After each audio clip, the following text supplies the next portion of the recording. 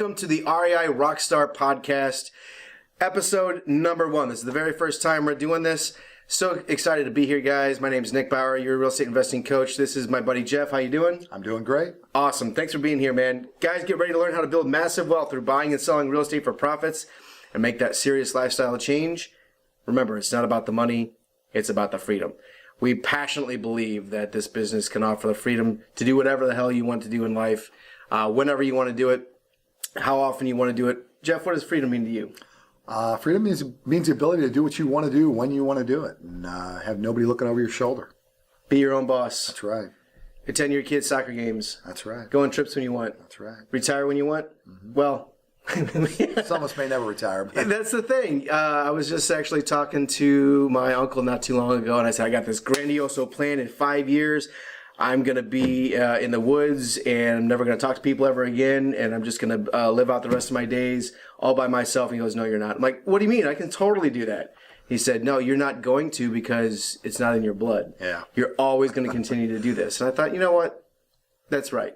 I can relate to that. I've been self-employed now for almost 30 years, and I enjoy it. I enjoy what I do, and so retirement, it's nice to have the freedom to do what you want. So if you feel like taking a month off to go to, overseas, you can. But ultimately, and just be the freedom, because you could hit the off button and just say I'm done and tap out.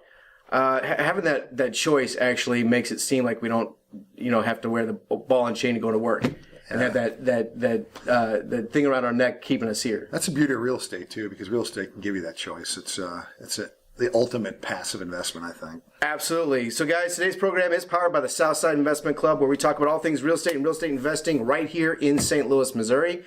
And also brought to you in part by Graphic Connections Group, which is why you're here today. You got it in direct mail over 25 years ago, kind of by accident. Tell us your story. What'd you do?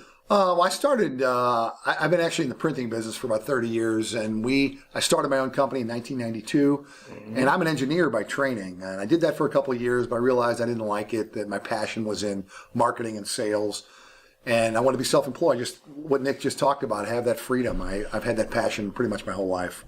So I started this company, and in the beginning we did mostly corporate business, brochures and stationery and things like that for big corporations. And that was fine, but I've also been a real estate investor for 30 years, just kind of as a side thing. And about 20 years ago, through my real estate investing, I met some people and we had an opportunity to do some direct mail for real estate investing. And since I knew the industry, it just made sense. And I knew what's involved in buying and flipping houses.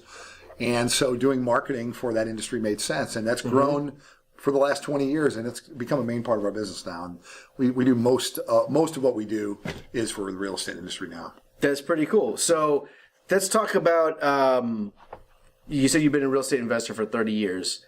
Talk to me about maybe the first deal you've ever did, or maybe your most exciting deal that you've done that you're like, yeah, I did that. That was cool. Yeah, my favorite story, this goes back a long time ago, but it was back when I didn't have very much money.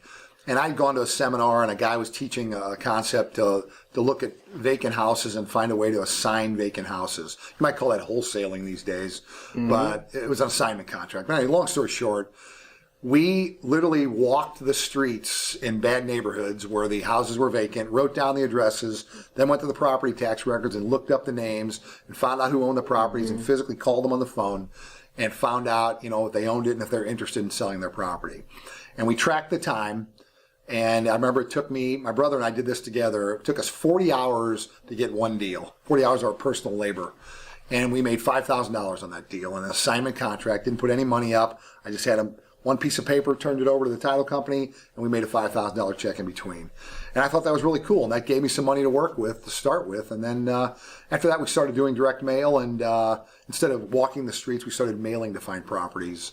And but it just proves you don't have to have money to succeed. If you have a choice to either spend money and pay someone like me to market for you, or use your own legwork.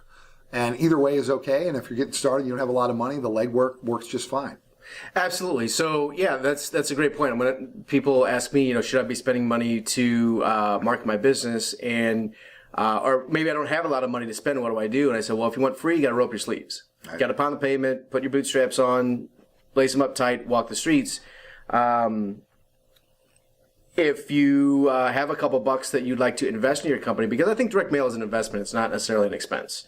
And if you think about it that way, well, you're either spending your time doing something or you're spending your money doing something, and it's going to free up more time to be able to close more deals potentially. So, yeah, really all marketing is an investment. We're talking about direct mail because that's my expertise, but whether you use pay-per-click advertising or you put ads in the newspaper or you buy bandit signs or whatever you do, that's all a marketing investment. And you're investing in leads, which ultimately will lead to deals, which ultimately leads to profit. That's the objective. Absolutely. So when you say that, I have this issue with direct mail. Every time I want to start a new campaign or something, send something out, there's so many choices, and it seems to be you can get lost in analysis paralysis so quickly. What list do I buy? What message do I send out? What website do I send them to? What phone number do I do? Do I do the text messaging? Do I do the yellow letters? Do I do a copy of a check? Oh my gosh, there's so many decisions, and I know that's just kind of part of your industry because there are a lot of options, and you want to stand out. Boy, how do you cut through all that? Because I've noticed with you have a, first of all, about your company, you guys are innovators. You really are. You guys probably don't pat yourself on the back enough on that because you have some really innovative products. And you think, well, what can you be innovative on direct mail? But really, you need to stand out if you're going to be doing direct mail. Your piece has to stand out versus the competitors because, as we're going to talk about a little later, there's a lot of people doing this, right?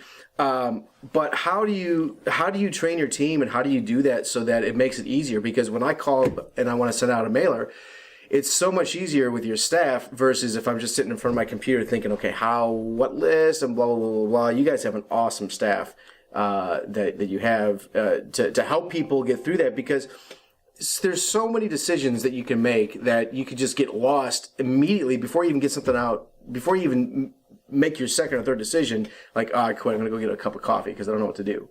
Well, the first thing is, and you're absolutely right, we see this all the time. In fact, the most common thing I see is people, they'll spend a lot of money, they'll go to a seminar or 2 or 3 or 10, and they're constantly getting ready to get ready. That's what I Getting ready to get ready. Yes. I love that. Yeah. And but they never actually do anything. All they do is learn and go to seminars, and they get stuck. You said it earlier. But hold analysis on. of analysis. Let's stop there for a second, because if that's been me before, right? There's nothing necessarily wrong with that. It's just maybe it's just not the right mindset to take action, or there's just so much information that you're like, I don't know what to do. You can really help people get over that, because the whole name of the game in this business is to get people to call you. The closer you get to the homeowner with no middlemen involved, the better the deal becomes. And that's where you really shine. And that's what people need to understand. Right.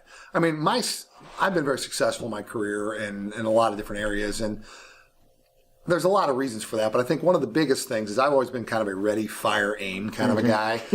I want to learn. I want to get better, but I don't want to wait around. I go. Yeah. And the minute I get a rough idea, I go. Just like that story I told you about the walk on the streets. We went to a seminar. We immediately came back home, and immediately the next day went to work.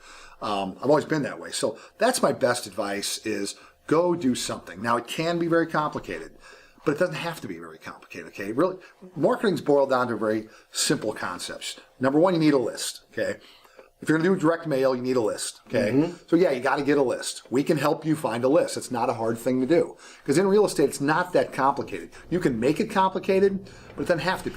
And that's my problem, is if there's a way to make something complicated, I'm going to do it. Yeah. And that's where I really like your team and working with your company, because you can make it uncomplicated. Because if you give me, my personality type is, give me 2 choices, I'm going to pick one, let's go. Right. And if there's more than 3 pieces of paper on the paperwork, I'm not going to do it. My assistant's going to do it, unfortunately, or somebody else. I just can't do that. So if you make it complicated, or if there's a way to make something complicated, I can make it complicated.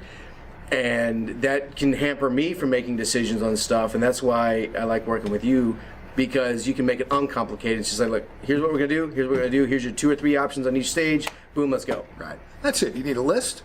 You need to pick a mailer. That's it. And then in between that, you do have to figure out what phone number people are going to call you on, and what's your return address going to be on the mailer, and that's about it. So there's 4 or 5 decisions you have to make, and that's all. They don't have to be complicated. And the other thing is, don't try to reinvent the wheel yourself. Don't try to figure it all out. Find somebody that's doing something already successfully and do exactly the same thing they're doing. And that's where we can come in, because we do this all over the country. We have thousands of customers all over the country, all mailing to real estate. We have all different sorts of mailers you can pick from, but we have our favorite few that work the best. And if somebody comes to me and says, I want to do my first mailing, what should I use? I have my number 1 mailer. I'm going to tell you this is what you ought to use. And I have my number 1 list. You ought to use this list. So don't try to figure it out yourself. Don't try to second guess. Do what the experts, quote unquote, tell you to do, and just do it. Then once you do it for yourself, then you can start tweaking a little bit, decide, well, maybe that worked better than I thought, or not as well, or maybe we want to change something. But you don't know till you do it. You have to get something out there to do it. Absolutely. And you just said a lot of things there that resonated with me, because it's not just the list and it's not just the mailer, but it's the phone number, it's the website, it's the logo, it's the name of your company. I think sometimes when people, like you say, go to the seminars, or maybe they're reading books, or they're watching webinars, or they might even be watching this, they're trying to figure out how to do this, and there are so many decisions. Maybe they're not ready for you, but they will be in 6 months. Maybe they're not ready because they don't have a logo, they don't have the name of their company yet, and they're just really starting out and they're gathering information. You actually have a really cool way to beat that, because you've got like a starter package that you offer to folks for just a couple $100. They'll get a logo, they'll get stationery, they'll get some envelopes and stuff like that. And I think that really, I've seen a lot of people that have done that just get over that hurdle and say, okay, now I got business cards, now I got stationery, now I got the letterhead, now I got some things that I can send some personal letters on and stuff like that, and I kind of look like a real company. Now I'm ready for some direct mail. We can literally have you in business in a week. That's awesome. With what he's talking about. We call it a starter kit, and it's just a very simple package that gives you what he talked about. You got a logo, business cards, letterhead, envelopes, and there's a couple of options for some brochures and things like that. And it's all canned, it's all ready to go, very simple, and just pick something and go. You can always change. I'm not going to say logos aren't important. I'm in the graphics business, and we spend time designing logos for people.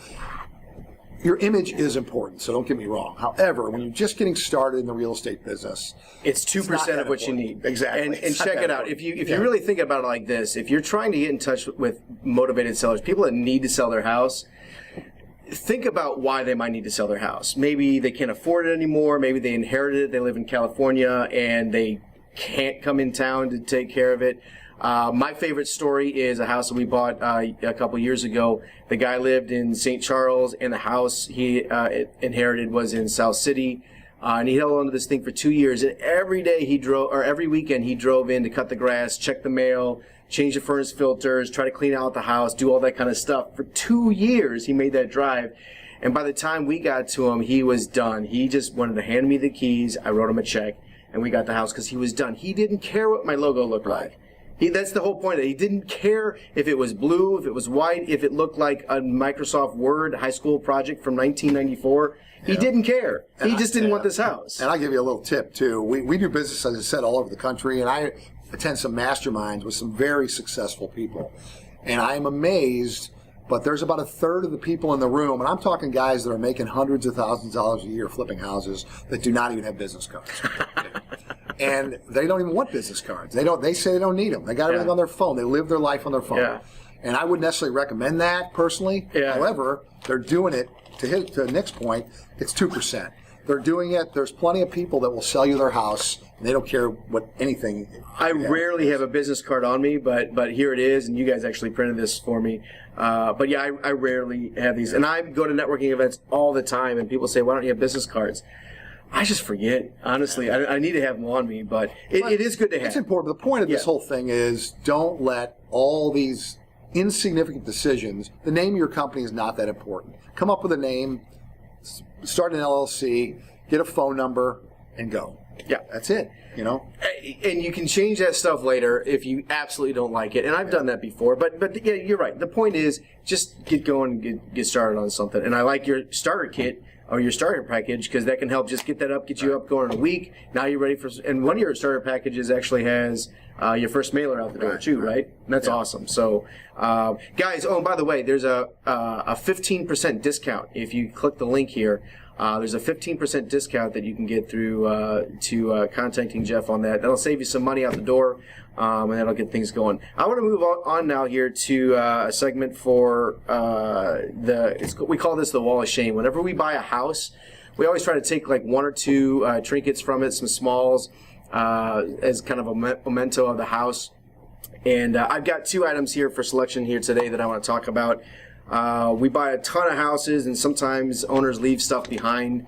And so we'd like to pick something up, and we have it on our Wall of Shame in our office, and just kind of reminds us of the houses that we bought. This particular one I bought, it's pretty self-explanatory. I don't know if you can see this, but it says, I haven't got time to read this crap. It's a rubber stamp. And I keep this on my desk, and it's kind of fun because when I get something that I need to sign or anything like that, I just take this out and say, I don't got time for this crap.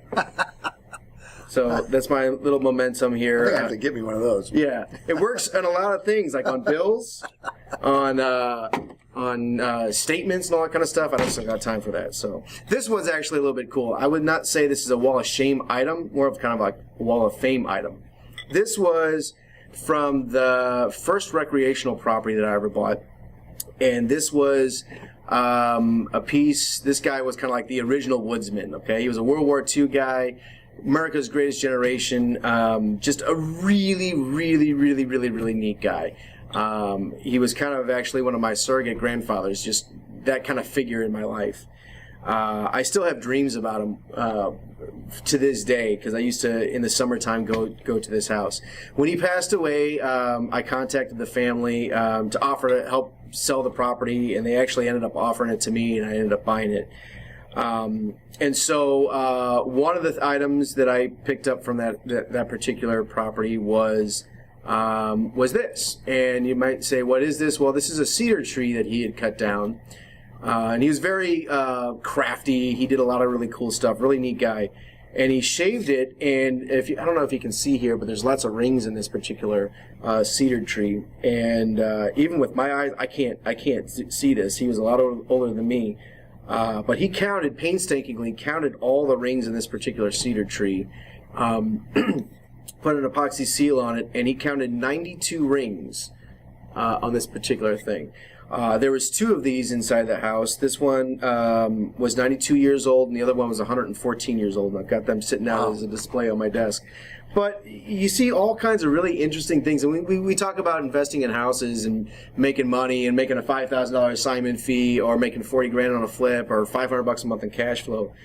There's a lot of really cool things about this business that you get to see glimpses into people's lives and stuff like that. I don't know if that ever kind of gets translated into seminars or into workshops or books or anything like that. But I like looking at some of the things that we get, and it just reminds me of the house, reminds me of the person that we might have talked to, and you get to see their interests, their hobbies, and all that kind of stuff. And it also can really help in the sales process when you're talking to someone else. If you see something in the house and you make a connection on that particular piece, like a picture that they have when they were in Hawaii or something like that, make a connection, can help break that ice of, I'm not the big bad investor trying to steal your house.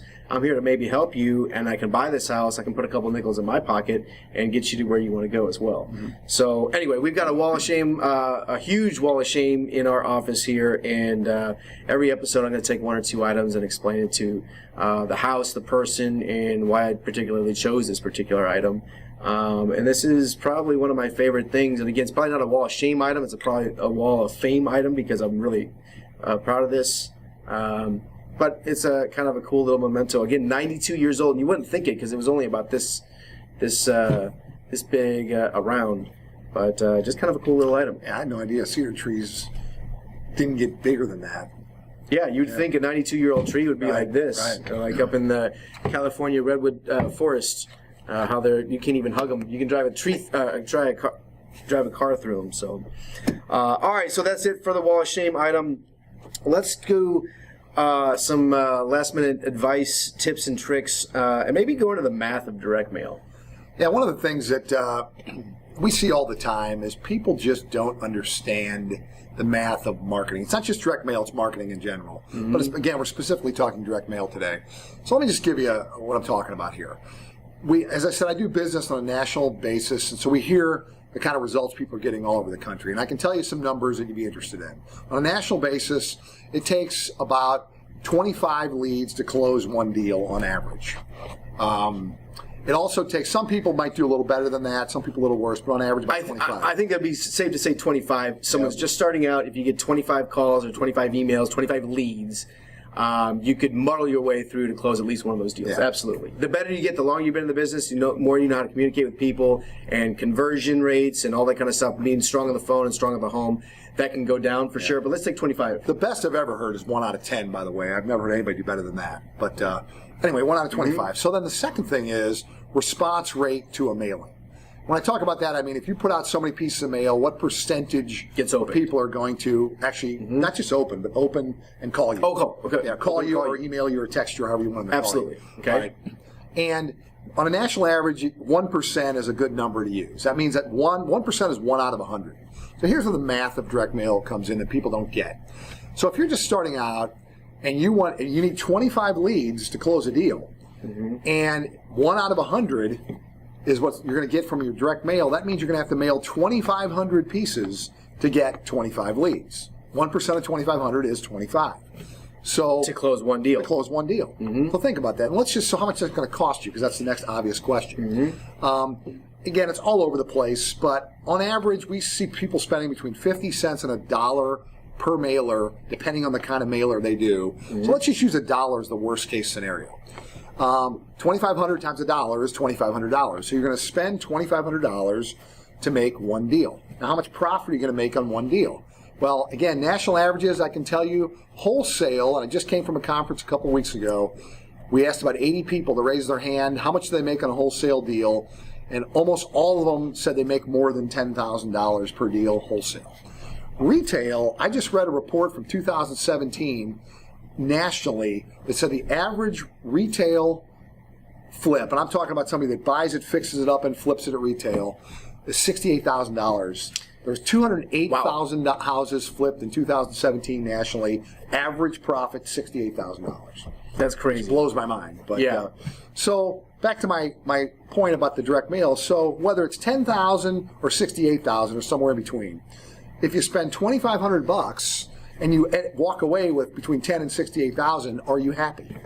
Most people would say yes. Most people would say yes. Yeah. That gets you to freedom pretty quick. Yes. How many deals do you need to do? And if you can do better than 1 out of 25, you get your 25 leads, but let's say you close 1 out of 12, then you get 2 deals instead of 1 deal, then you make twice as much money. So now there's no guarantees in any of this stuff. There's no guarantees in marketing. It is a numbers game. But back to the math. If you don't get the numbers big enough, you don't even have a chance to make the numbers work for you. You're shooting yourself in the foot. Yes. Which is why a lot of people that I've talked to over the years say, oh, direct mail doesn't work. And I said, well, what did you do? Well, I sent out 100 postcards, and I got 2 people to call me, and I didn't buy any houses. Well, duh. Right. You actually had a pretty good response rate at 2%. Of course that's not going to work. And I've done that myself. I've taken something, I've sent out 250 letters, and it just didn't work. Every once in a while, you might luck out and get a deal out of it. And I've targeted very specific lists, like really where there's only about 200 names, and I got a better than 2% response rate, and I did end up closing some deals, but it was a very, very, very specific list that was painstakingly put together like that. So that leads to another point, by the way, in terms of tips. Okay, so the first thing is you got to mail enough to give yourself enough chance to succeed. Now, how do you get your response rate up, or how do you get your closing rate up? And both of these are really the same answer. It's frequency and uniqueness, okay? That's the 2 key points. And that uniqueness is really where you shine. That's the innovative stuff that I was just talking about. Because you are first to market with what you call AccuPix, which is where you'll take the Google photo and match that up with the address. And you've got an algorithm that'll send that out. So if someone gets a piece of mail and they're in front of their trash can and they're just going through all the junk mail and everything, and then they see a picture of their house and say, is this your house? I want to buy it. Whoa. That's pretty cool. Yeah, we're able to actually take the Google Street View image from their actual house and print it on a mailer. And we invented that. There's a second thing we came up with recently. We call it GC Power Mail. And what we're doing is we're taking that same AccuPix and we're adding to it a text response mechanism so they can text you what they call a short code. You pull out your phone, and you text the short code, and they instantly get a message back whatever that message, you can decide whatever the message is, but the offer is on the offer on the postcard or the mailer is text here to get an instant cash offer for your house. Absolutely. Very compelling offer. And because it's texting, people do not feel intimidated by that. They will much rather text than pick up the phone and call. And honestly, I would not have thought that would be the case, but time and time again, we're seeing that it's not. Yeah, we're seeing it's crazy. Both of those things together. That's when we put those two things together. We call it AccuPix and AccuText. Put those together, it's GC Power Mail. And we are seeing response rates anywhere from 2 to 4 times better what people were doing prior to using that technology. And that same $2,500 spend for 2,500 mailers can mean the difference of one deal. And let's just say the average is $10,000 on a wholesale deal to maybe 2 to maybe 3 for that same ad spend. Right.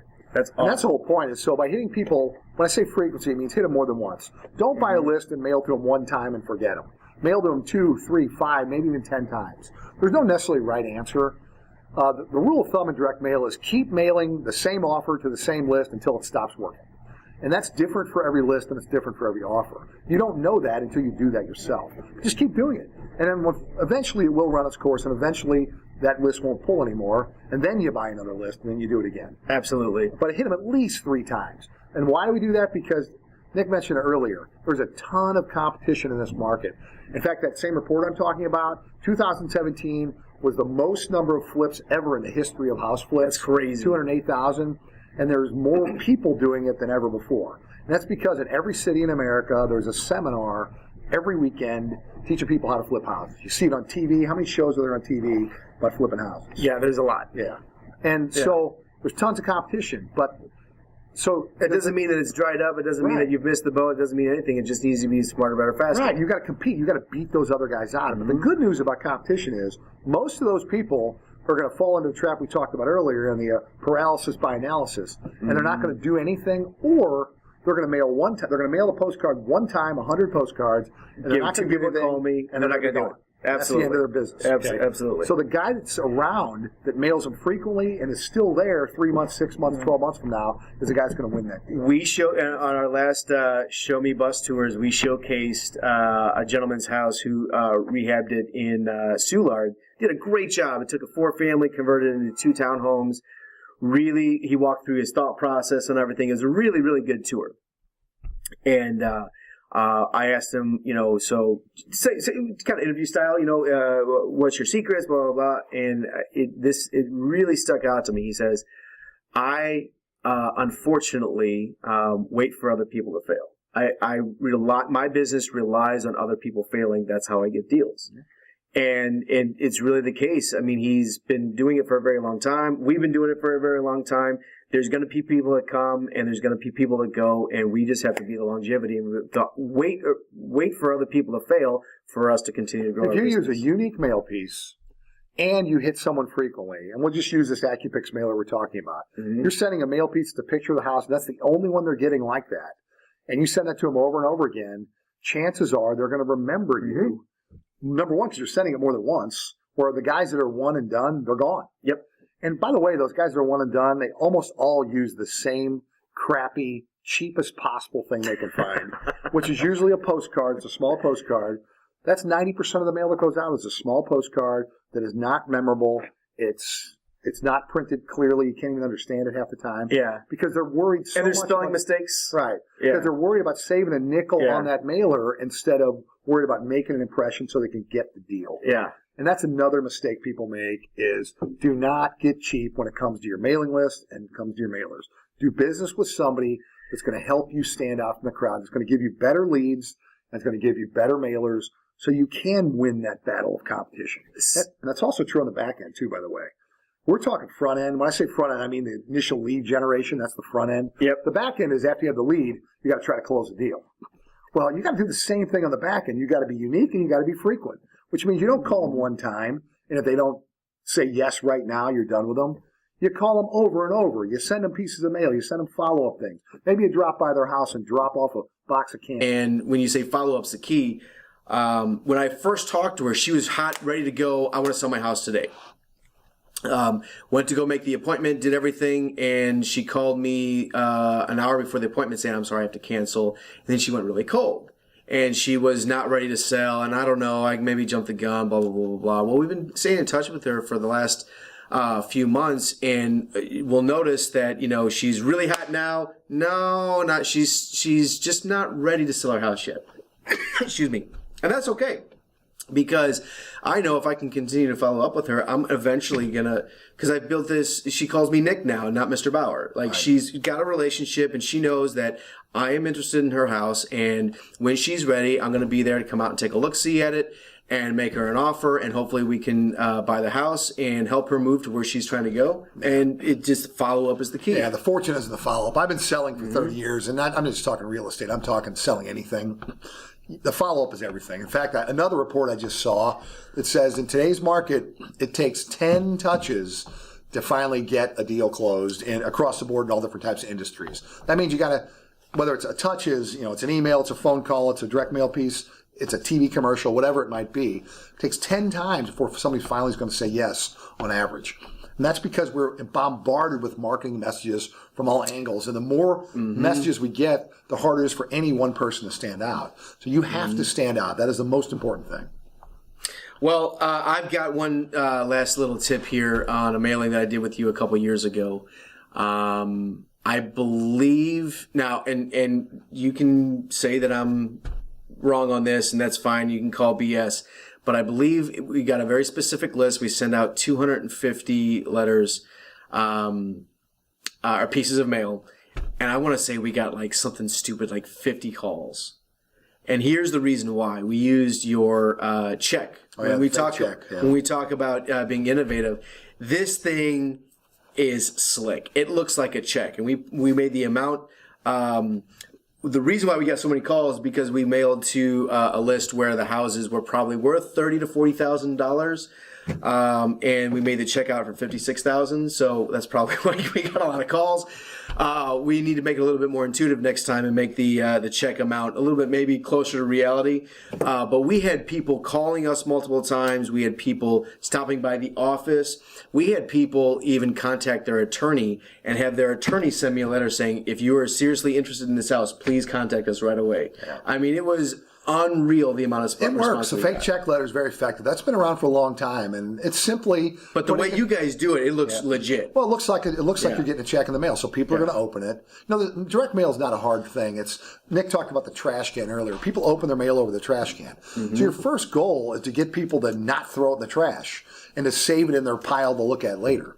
And then the second goal, if it's an envelope, is to get them to open the envelope and actually pay attention to what's inside. Well, if you do it right, with a fake check, they're going to open it. There's no way they're not opening it. And they're going to look at it because they're going to try to figure out what is this. Yeah, look at the fine print. They're going to get their magnifying glass out and inspect this whole thing. Yes, and it's effective. And the texting thing is it's kind of a take on the same idea, only instead of sending them a fake check, we're saying text here for an instant offer on your house. Now, you might say, well, I can't give somebody an instant offer. I can't do that.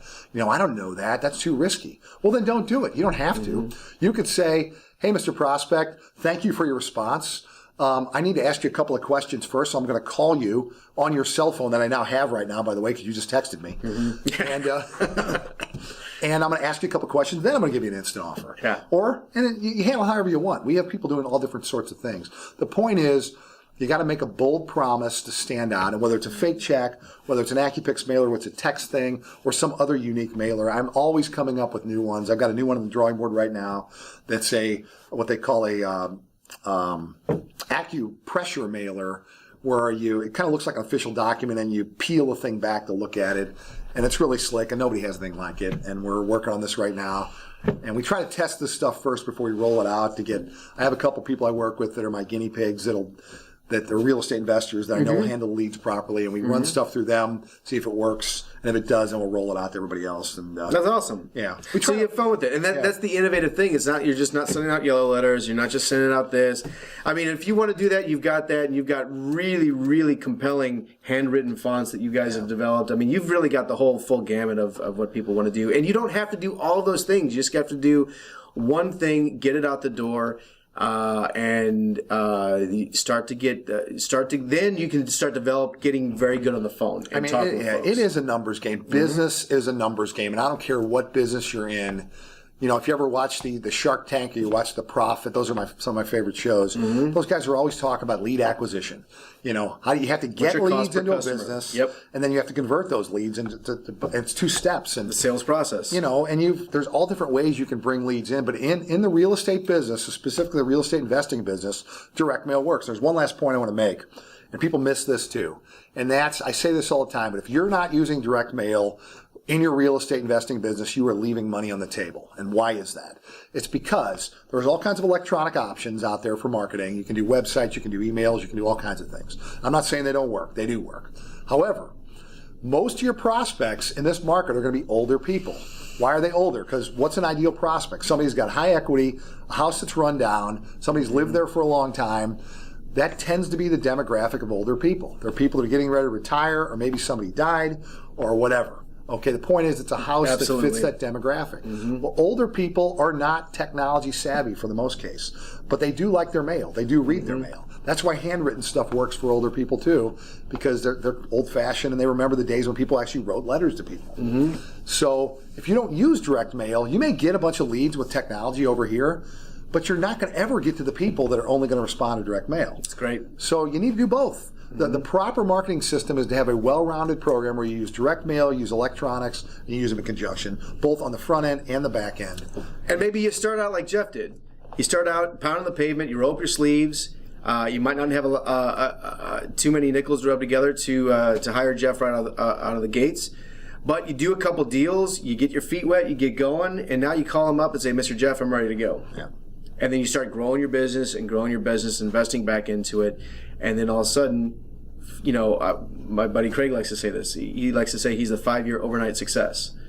You know, because he'll get with his buddies and be like, oh man, you blew up. You're doing so great. You're doing all this business and I can't believe it, just like overnight. He goes, no, it took me 5 years to get here. It's a 5-year overnight success. It just doesn't happen overnight. Take action on stuff, like Jeff said, and get started. I really like having you here today for our inaugural first ever REI RockStar podcast. I hope you enjoyed yourself. Yeah, it was great. And I hope you guys enjoyed it as well. Hopefully you got a couple things out of this. For 15% off, make sure you click the link below and Jeff will take 15% off your order. For those of you on a budget, that's a fantastic offer. So make sure you do that. And if you don't have logos, you don't have any stationery or letterhead and things like that, which you do need. You might not think that you do, but it can help really if you want to stay with those personal touches for your clients and things like that, or prospective people that really can put a nice touch on it for that whole package and to get your first mailer out the door. I know you got some easy starter packages for a few $100. You can get all that stuff together. Give Jeff a call. Click that link. All your contact information is going to be down there as well. But thanks for being here, man. I really appreciate it. Thanks. All right. Take care, guys. As always, Nick signing off. We'll see you at the top or from the top. Talk to you soon.